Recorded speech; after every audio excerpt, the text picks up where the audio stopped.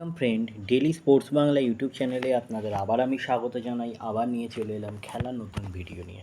তাহলে আপনারা শুনেছেন যে মার্ক জোনাথন ভুঁইয়া ইস্টবেঙ্গলে যোগদান করেছেন এবং ইস্টবেঙ্গলে যোগদান করে তিনি কী বলেছেন সেটাই আমরা আজকে আলোচনা করব। ভুঁইয়াকে 3 বছরের চুক্তিতে সই করিয়ে নিল ইস্টবেঙ্গল।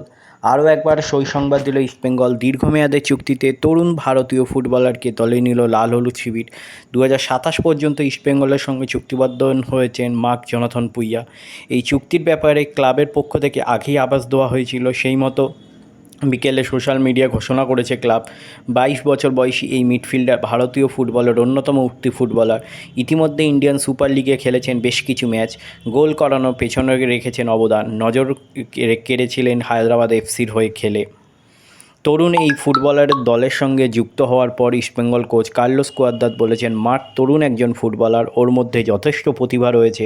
কেরিয়ারের সঠিক সময় ইস্টবেঙ্গলে যোগ দিয়েছে। ইতিমধ্যে ইন্ডিয়ান সুপার লিগ খেলার অভিজ্ঞতাও রয়েছে। মার্ক একজন ভার্সেটাইল ফুটবলার। ওর এই বৈশিষ্ট্য দলের জন্য কার্যকর হতে পারে। ইস্টবেঙ্গলের ক্লাবে যোগ দেওয়ার পর মার্ক নিজে বলেছেন, ইস্টবেঙ্গলের মতো বড় ক্লাবে যোগ দেওয়া যে কোনো ভারতীয় ফুটবলারের স্বপ্ন। কলকাতা ফুটবলের মক্কা ইস্টবেঙ্গল সমর্থকদের সামনে মাঠে নামার জন্য মুখিয়ে রয়েছি।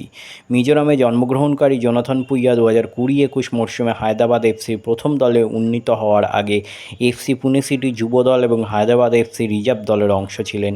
22 বছর বয়সী এই খেলোয়াড় আগের মরশুমে নিজের প্রতিভার পরিচয় দিয়েছিলেন। হায়দ্রাবাদ এফসির হয়ে নিয়মিত খেলেছিলেন এবং তাদের অন্যতম মূল খেলোয়াড় হিসেবে নিজেকে প্রতিষ্ঠা হয়েছিলেন। জোনাথন ভুঁইয়া এইচএফসির 2021-22 আইএসএল জয়ী দলের সদস্য ছিলেন। তাহলে এই হলো আজকে আমার ভিডিও। তাহলে আবার বলছি, আমার চ্যানেল যদি আপনাদের ভালো লেগে থাকে অবশ্যই আমার চ্যানেলটিকে সাবস্ক্রাইব করে পাশে রাখা বেল আইকনটিকে ক্লিক করে দেবেন, যাতে সবার প্রথমে আপনারা আমার ভিডিও দেখতে পান। ধন্যবাদ।